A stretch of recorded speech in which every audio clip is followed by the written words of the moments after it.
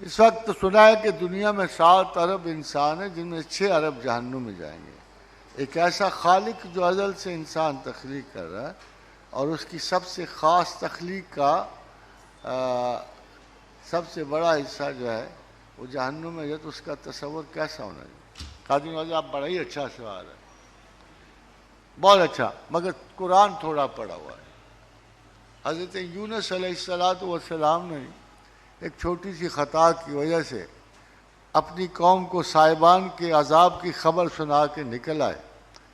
پیچھے جو ان کا خلیفہ تھا اس نے سارا شہر اکٹھا کیا، انہوں نے کہا بدبختو تمہاری تو شامت آ گئی ہے، سرخ بادل سر پہ کھڑے ہیں، کوئی لمحہ ہے کہ آگ برسے، کوئی لمحہ ہے کہ تم فنا ہو جاؤ۔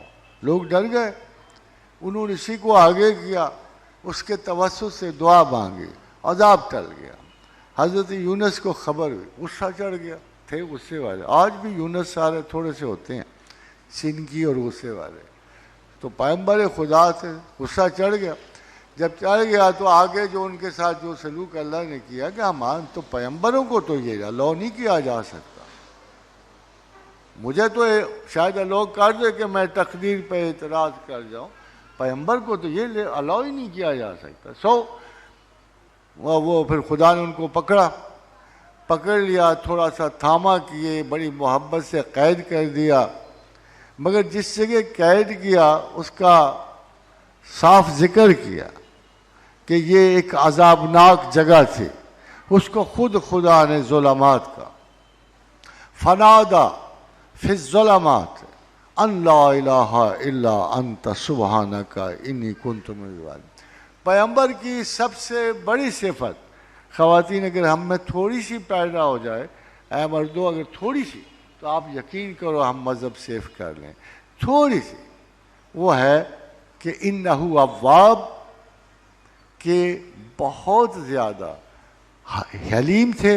پیغمبروں کے سارے پیغمبروں کی ایک ہی تعریف ہے کہ حلیم تھے، وَإِنَّهُ أَوَّابٌ، اور فوراً پلٹنے والے تھے، فوراً پلٹنے والے تھے۔ ذرا سی بھی غلطی ہو جاتی، امکان تو موجود تھا غلطی کا، مگر جلدی پلٹ آتے، تو جلدی پلٹ آئے یونس، کہا لا الہ الا انت سبحانک انی کنت من الظالمین۔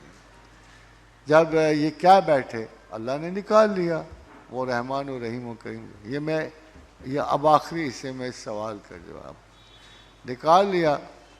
کدو کی بیل نے سایہ کیا، اس کی نرم سم گرمی پہنچی۔ میں تو آج بھی کہتا ہوں کہ گلے سڑے بدن کے لیے کدو کی بیل بہت اچھی ہے، مگر ابھی تک یورپین نے اس پہ تجربہ کیا، مسلمان تو سرے سے نہیں کرتے نا، مگر ابھی تک یورپ نے کدو کی بیل کا اور کدو کے پتوں میں شاید تجربہ نہیں کیا کہ یہ گلے سڑے زخموں کے لیے کتنی مفید ثابت ہو سکتی۔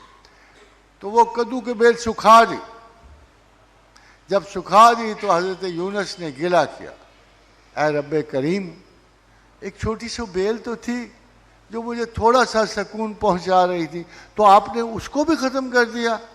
تو اللہ نے کہا اچھا اے یونس، میں نے 1,00,000 کا شہر آباد کیا تھا، کیا میں ان کا رب نہیں تھا؟ میں انسانوں کا خدا نہیں تھا، ان کو پالنے والا نہیں تھا؟ کیا میرا دل چاہتا تھا کہ وہ سارے تباہ ہو جائیں؟ کیا میرا دل چاہتا تھا کہ وہ عذاب کی نظر ہو جائیں؟ تو ایک بیل کے گل سڑ جانے سے پریشان ہے، اور میں جس نے 1,00,000 کا شہر آباد کیا تھا، کیا ان کے مرنے پہ خوش ہوتا؟